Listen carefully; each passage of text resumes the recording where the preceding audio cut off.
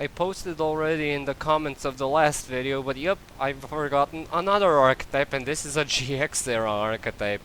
This is the Maju archetype used by Ubel. This one, unlike the previous one, which was actually a fully fledged archetype in the anime, was very extensively used in that one duel. This one is a very sparse, how should I say, archetype, since basically the monster, the only one monster from this archetype, basically Ubel was planning to use it as one of the fusion materials to summon the super fusion god, which we never got, unfortunately, and it would be one of the most difficult monsters to summon if it was a real thing. But anyway, I'm digressing off topic.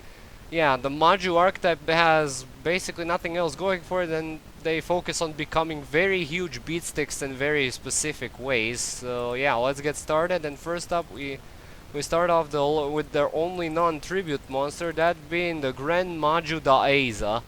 It's a level 3 with undetermined attack and defense points. Yes, all of them almost have undetermined attack and defense. And this card's attack and defense are each equal to the number of your removed from play cards times 400. Yes, this is one of the only two Maju monsters that actually saw competitive play and still sees some competitive play, most notably in Necroface and Inferno Tempest decks, since those just love banishing your cards. And yeah, it even sees some play in Macrocosmos decks, because Macrocosmos is an absolute beast of a card. It's also a fire monster, which is a bit of a bummer here, because all of the other ones are dark, and fire is one of the least represented monster types in the game. So yeah.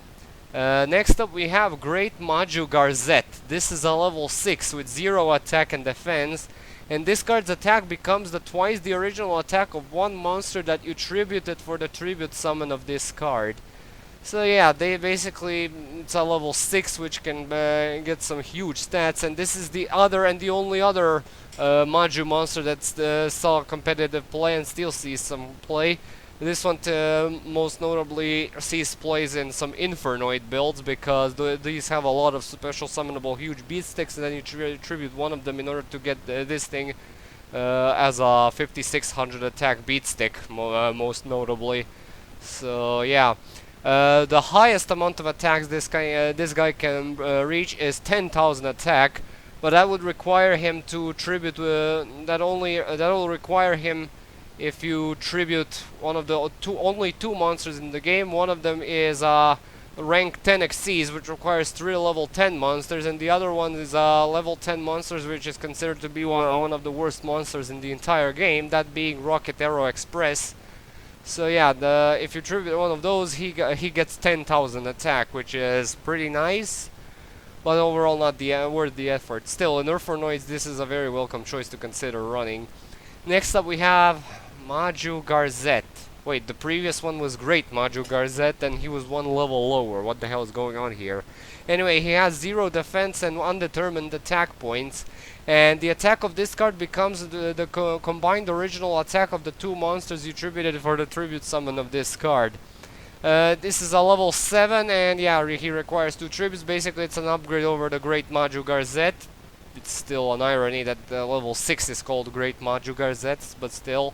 Yeah, it's basically the original Maju Gazette with a higher cost, and yeah, it's not as useful because, well, if you're tributing 2 monsters with the same very high attack, then yeah, he becomes a Maju Gazette, but still, I think the previous monster is way better in that regard. Their next monster is Legendary Maju Gazette. This is a level 8. This one cannot be normal summoned or set, and must be special summoned from your hand by tributing all monsters you control. This card's attack becomes the combined original attack of all the tributed monsters. And if this card attacks a defense position monster, inflict piercing damage. Yeah, piercing damage, because why not? And yeah, you specifically have to tribute all of your monsters in order to special summon this, which is a bit of a bummer at times, because you're most likely going to be getting rid of some important playmakers of yours if you play this in literally anything else. But you might get some decent attack point values, although that's also highly questionable, because if you're tributing all your monsters, there's no way you're going to have a huge plethora of BeatSticks on the field when you summon this. So yeah, the only relevant usage here is again trade-in baiting. And their final monster is Emperor Maju Gazette, a level 9 with 0 attack and defense. Also cannot be normal summoned or set, and must be special summoned from your hand by tributing 3 monsters. This card's attack becomes the combined original attack of the tributed monsters, and instead of the piercing damage effect, you have the Armada's shutdown effect, as in your opponent cannot activate cards or effects during the battle phase. Which is a bit better than piercing damage, but yeah. It's also a much better summoning condition, but the problem here is that he's a freaking level 9. Yeah, it's the second worst level in the game, which got a bit of a soft boost because Konami released a draw 2 card for level 9s, so now level 7, 8 and 9 have their own draw cards. I would have much more wished if they gave level 10s a card of that caliber, but hey, we can all be dreamers, I guess. Okay, so in terms of grades, I mean, consistency obviously gets a 1 out of 3. Power actually gets a very generous 2 out of 3s, because even though the first 2 monsters are the only ones that could be considered meta relevant and are actively ran in their respective decks, they could get some serious power output out there. So I should really I really feel like I should give them at least a 2 out of 3 in that regard. Comeback ability is non-existent, so that's 1 out of 3. The only form of protection is Emperor Maju Gazette's battle phase shutdown, which is not much, so 1 out of 3. And versatility is deader than Magispector Kirin on the ban list, so yeah, 1 out of 3 as well. And yes, I did a thorough check. This really is the final archetype I'll be doing. And, until I take a long break from them. So yeah, finally on tomorrow, I'll be doing the first out of 3 top 10 lists, and on Monday, yeah, tomorrow and on Saturday and Sunday there'll be 3 top 10 lists, and on Monday I'll be finally doing that update video. Oh boy.